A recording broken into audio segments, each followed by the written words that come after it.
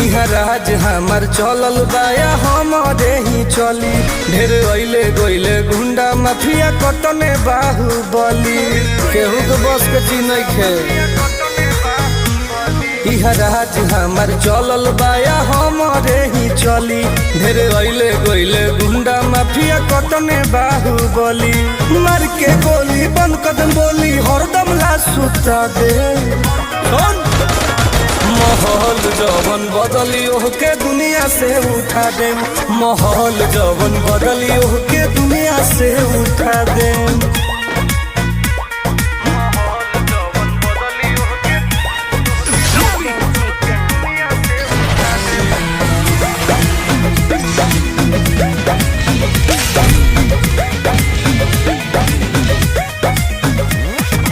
police प्रशासन सरकार बा